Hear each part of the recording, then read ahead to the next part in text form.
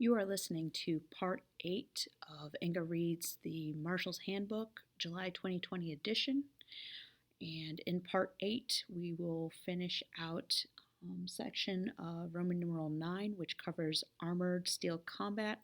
We will start with M, marshaling armored steel combat, and continue to the end of Roman numeral 9, which ends on page 34.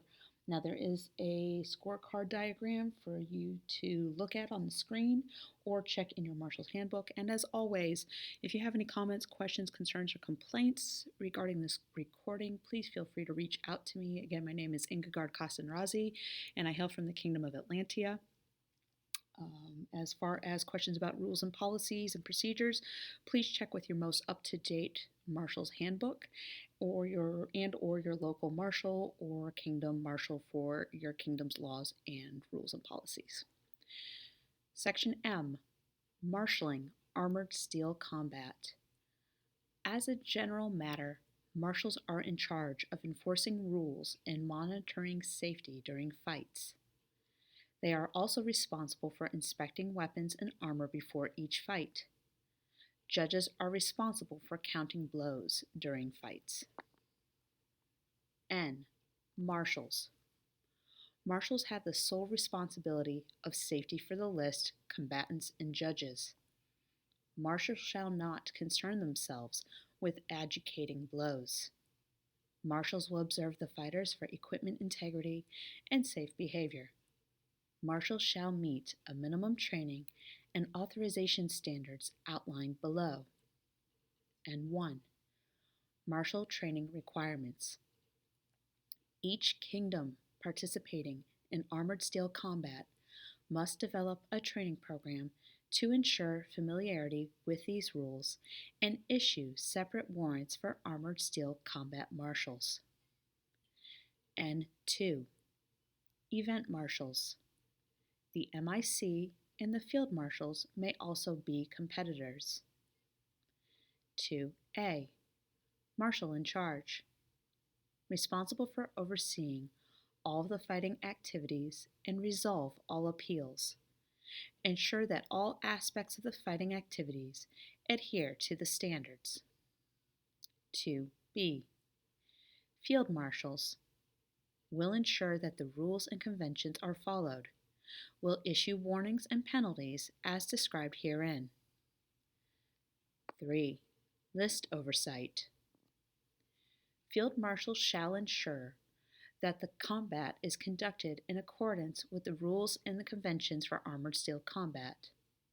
The field marshal shall administer punitive actions as follows. 3A. A warning will be issued at the field marshal's discretion. 3B.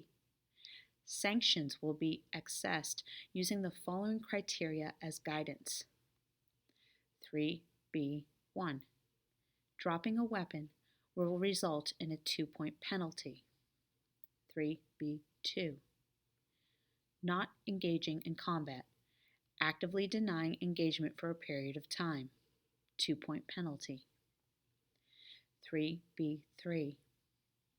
Voluntarily stepping out of the list area, 2-point penalty. 3B4. Failure to obey the commands of the field marshal, 3-point penalty. 3B5. Conduct unbecoming a competitor in the list, 5-point penalty. 3C. Disqualification sanction imposed on a fighter for gross violation of the rules. It shall be stated in the marshal's report. This sanction is automatically reviewed by the marshal in charge. 3C1. This sanction may be imposed for a single fight or for the remainder of the fighting activities for the event. Longer suspensions require review and approval from the Kingdom Earl Marshal / Deputy Earl Marshal for armored steel combat. Examples are as follows. Using prohibited techniques which put a combatant in significant risk of injury, i.e., the use of a thrust. Injuring the opponent due to the use of a prohibited fighting technique or techniques, or striking a no-scoring area. Conflicts with the marshals or judges, insults to the opponents or disrespectful behavior towards them, as well as other parties of the competition. C2. Disqualifications shall be reviewed by the Kingdom Deputy Marshal of Armored Steel Combat to determine if further action is warranted. Part O. Judges. Judges have the sole responsibility of evaluating fighters' blows. Judges must be specifically trained to evaluate that a combatant has provided a blow, thrown with intent, edge on, and is unimpeded by any activity of the combatant answering the blow. If they see an unsafe condition, they are required to call hold, as is normal within the rules of the lists, SCA Inc. Judges meet a minimum training standard. 1. General. A. Judges shall take positions in the list against the outer containment rope or barrier in the corner. B. A judge may move along each side that forms the corner he or she start in. C. Clickers must be used for counting blows. D. Before a fight, the marshal goes to a fighter and asks which judges will be counting blows, landing on that fighter, and repeat with the second fighter. This is to ensure that the judges are aligned correctly. E. The judges for each fighter shall be positioned catty corner or opposite corner from one another. Judges shall not talk with each other until the scores have been recorded. G. At the conclusion of the bout, judges shall return to their corner where an MOL will go to each judge and record the score. 2. Counting blows. 2A. There will be a minimum of 2 judges counting valid blows landing on each fighter. 2B. Valid blows are defined above in section Roman numeral 9H. 2C. During each fight, click once for each blow landed on the fighter you are watching. 2D. A valid blow is valid no matter the style of tournament. 2E. Don't count noise. Sight is a determining factor in judging valid blows. 2F. Watch the fighter on whom you are counting blows landing without getting distracted by the fight itself. 2G. Judges need to move with the fight in order to get the best view. A judge may move all the way down each side of the safety zone from the corner they started in. 2H. Fighters will be designated as Fighter 1 and 2, or the red fighter and the blue fighter, for example. 2I. Marshals should consider using armbands for the fighters and judges. Fighter 1 would have a blue armband, as would the 2 judges assigned to him in order to make it clear who is counting for whom. 3. Tournament styles. 3A. Race to X without resetting, judge or called. The marshal will tell the judges and crowd that the fight is a race to, for example, 5 or 10, etc. As soon as one judge has counted that number of blows landed on the fighter they are watching, he or she will call the number of blows struck, 5, for example, and combat will stop.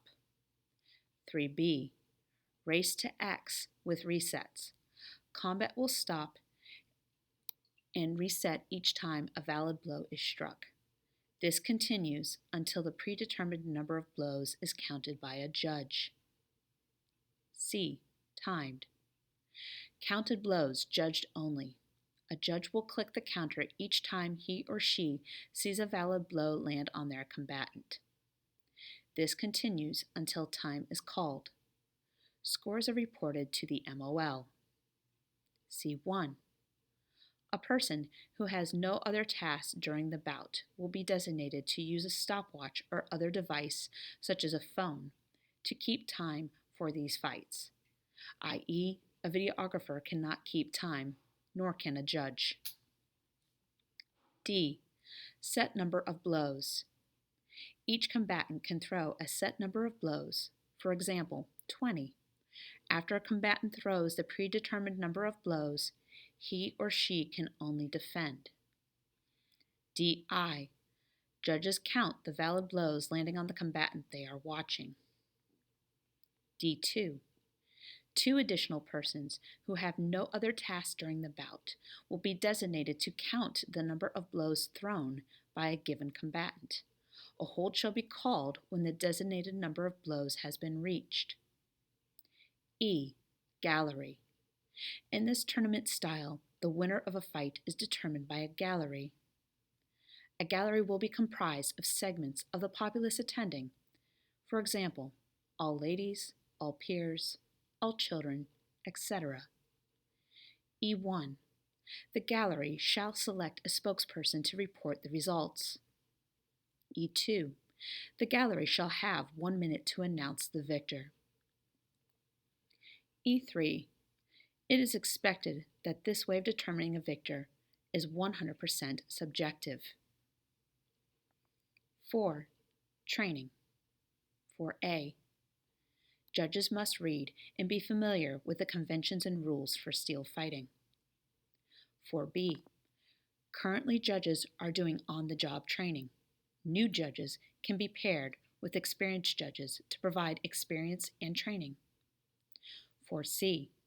It has been found that when experienced judges work with new judges, they come to approximately the same score after a few example bouts.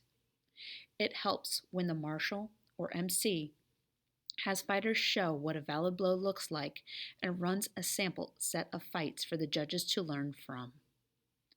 4D. There will be judging sample videos online to help in the training of judges. 5. Equipment. 5A.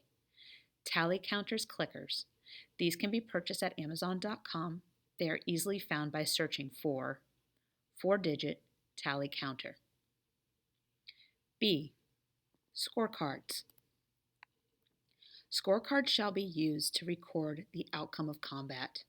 The following is an example, and if you look at the video or you check your Marshal's Handbook, on page 34 you will see the example diagram I am speaking of. The scorecard is outlined in a rectangle, and on the top of the scorecard it reads scorecard. To the right of the upper top header, it says round with a blank space. And then the first line reads as Fighter 1, again with a blank space for their name. Then the word score with a blank space for their score. And then the letters W/L with a blank space after that. Underneath Fighter 1 on the second line down, it says judge with a space for the name of the judge. Score for the score perhaps given by that judge. There is a second section for the next judge, so if they have two judges, they have their scores. And then it is repeated below with Fighter 2 with their name and their score. Again, W and L with a blank, and again, 2 spaces for the judges and each of their scores on the scorecard. And this is all contained within a rectangle. BA. Armbands for fighters if this is decided to be used, red and blue for example. Again, this is continuing equipment that is used. This is under Section 5, or it's under Section B, under scorecards. I think they might have misnumbered it, but I will continue. B. Judges' tabards, if used, should match the arms bands in color. C. Other field equipment needs include list paint, safety zone fence, shade, table, cover, water cooler, cups, sign-in sheets, notepad, pens, chairs, squeeze bottles. It is also good to have pickles, pretzels, and electrolytes. Now, this concludes Roman numeral 9 on page 34, and this is for the July 2020 handbook. As I am reading this in December of 2020, I would remind you that there are additional rules in each kingdom. You will have to check with your marshals, and there are other additional requirements determined by where you live, what country, kingdom, or region in regards to safety with COVID as well, whether um, this will be permissible or not. Again, check with your marshal. I cannot take responsibility for that. I am simply reading the manual used by the society. So again, if you have any comments, questions, or complaints regarding this recording, please feel free to reach out to me, Ingegerd Kastanrazi. And as always, I hope you have a good day. We will start our next part, which is part 9. That begins on page 35, which covers the Marshal section. The section we've just completed now is for combatants and participants, but the Marshal section will begin with part 9 in this series. And as always, you can follow my YouTube channel for more sections. Have a great day.